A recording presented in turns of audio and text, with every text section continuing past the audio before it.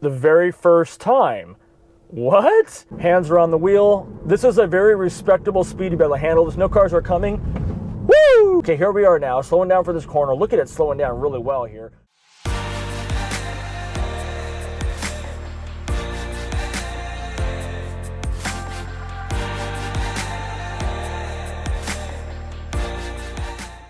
Welcome back to an old school software update. I no longer have the beta because 10.3 came out. There were issues and they rolled it way back to 10.2 and kicked out, at least me anyway. I'm sure there were other people as well, from even having the beta at all, even though we got it with the 100s on 10.2. So if you're with me on that, I'm so sorry that happened to you. It's very depressing. I am not exactly happy, but we're back here working on the videos that we've done for the last year and a half. And you know what the bottom line is? That people who don't have the beta also got this update. And so we're gonna take a look at what that's actually doing so you can see it for yourself. And by the way, if you're new to my channel and you're thinking I'm only doing beta stuff, now that's not true. I'm gonna still do regular updates for people that do not have the beta because I have a second Tesla that does not have the full self-drive. So I'll be sure to always keep everyone updated on all the updates that come to the Teslas, both beta and not. So if you're not already subscribed to the channel, make sure you go down and do that right now. And so here's what we're taking a look at today. We're going to be just testing out like crazy the parking feature, because that's the biggest thing really that's come right now. And I want to see all kinds of situations where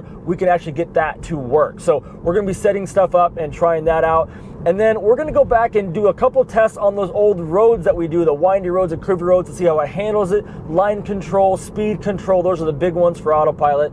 And remember, we're going to be testing it not on the beta, okay? I have the Navigate and Autopilot, I have the full self-drive beta paid for, but right now my car is not currently running on the actual beta, so keep that in mind through these videos. Also keep in mind that these roads I'm going to test this on, it is not specifically designed to be able to do this, okay? Non-beta, it should not be able to do this. It hasn't really done it yet, but it's been getting closer and closer. So I'm hoping that we'll get even closer with this latest update today, because so many of you guys do not have the beta, haven't paid for the beta, and so you need to know really where your car is at. So I'm not going to neglect all of you guys, of course. So we'll make sure and keep all that updated. First thing we're going to do right here is we are going to get onto the railroad track crossing, which is a big challenge we've been testing for a long time. So let's get there and test that out now. All right, we're getting close to the tracks up here. Now take a look at what it did just on the latest update, non-beta, and you can see what happened there. See how I had to grab control just as it went over the tracks? Now here's what the beta looked like. You can see how easily it did that.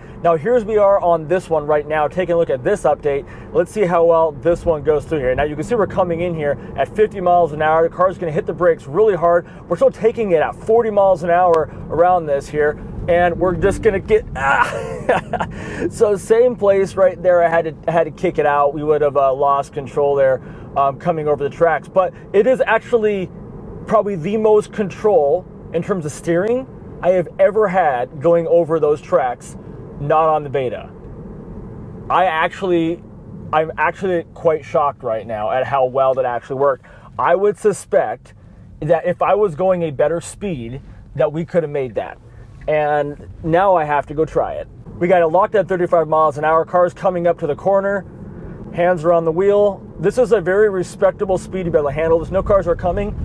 Woo, baby! Look at that! It did it! It freaking did it! We skidded. My back tire skidded when I came over that bump, but I never lost autopilot control, and it nailed it. Boom! Yeah! That was awesome. Sorry if that my screaming totally jacked up the cameras there, but man, that was sweet. Been waiting for that for a long time. All right, let's get out of here to the next set and see what else we can knock out here. I got a good feeling we're going to see something impressive on the next set coming up here on those curvy, windy roads. All right, now what we're watching for is line control. And you guys, this is a little bit kind of sketchy because we're heading in the middle of like this crazy windstorm. You can see leaves everywhere on the ground. It's super slick out here. And so we're going to see how this handles it here. Now we're going 5 under the speed limit. I have it set at the speed limit, which is 40 miles an hour. And we're going to see how it handles it here. But we can tell already that it can't see the road lines. The road lines are solid covered in leaves. Of course, you can see them here now that I said that. But there's a ton of leaves out there and a lot of reflection from the sun off the road, lots of glare. So this has always been a fantastic road to test it on because it's not impossible for the car to do it, but it's also a challenge. You know, it is doable, but it's a challenge. So what we're going to be looking for here is how well does it handle the speeds on the corners, and how well does it touch the road lines. And you can see it's handling it extremely well. In fact, it's doing it much, I would say, smoother and better than my Beta did. The Beta uses a lot of braking. It's constantly hitting the brakes all through this road the last time I went down it, whereas this time it's handling it very smooth. And look at how beautiful this is, by the way, guys. And if you haven't already yet, this is recorded in 5.3K. You could turn your YouTube settings up to 4K by going down to the little gear below this video and seeing it in the highest quality. So pretty amazing. But look at this here. Look at this amazing road. All leaves. Look at this. Insane. And the car is navigating right through it. Okay, got a little over right there, but it corrects itself. That's okay. Okay, a little over, correct itself, because it couldn't see the lines. And what I don't know either is I don't know, oh, big stick on the road. Ah, well, we ran over that.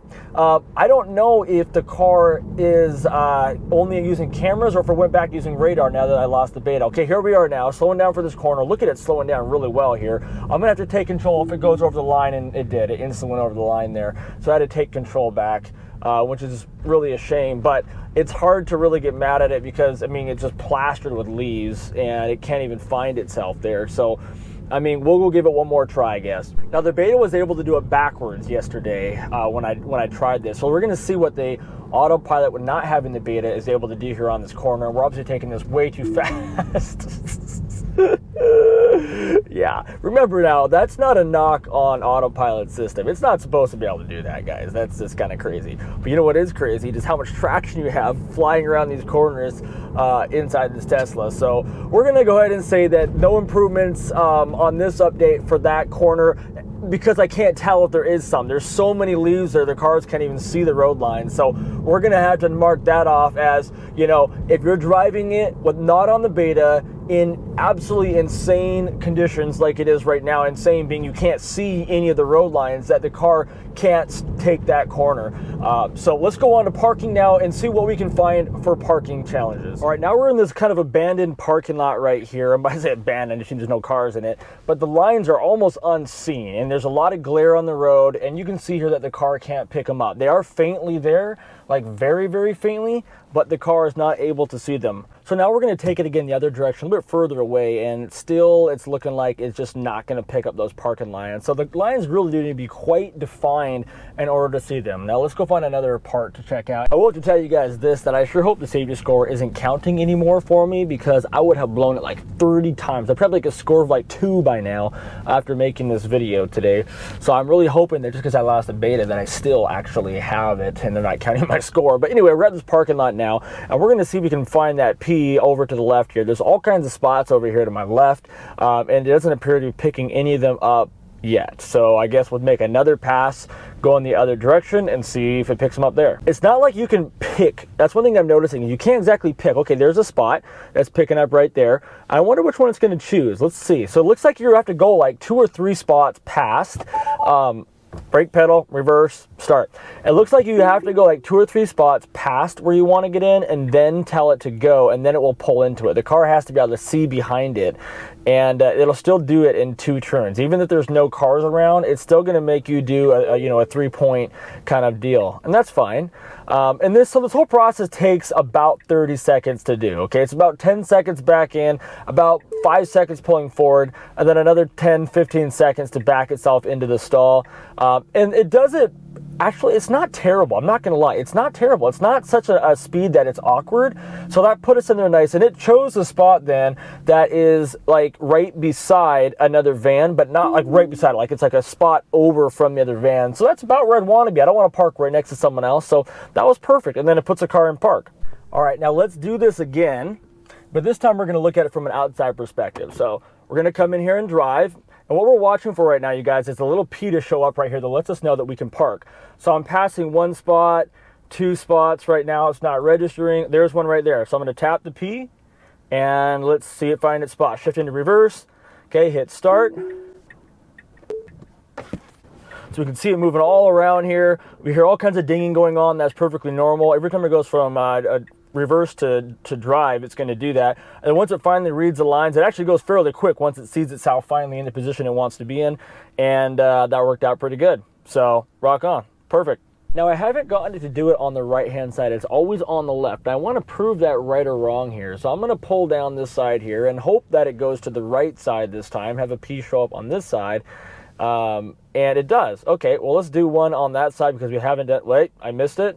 I'm going to drive a little bit further forward. There it is. Press the P, shift reverse, hit start. Okay, so it can do it on either side of the car. Last time I did the left, this time it's doing it on the right. And it appears to be doing it on the right the very first time. What? What?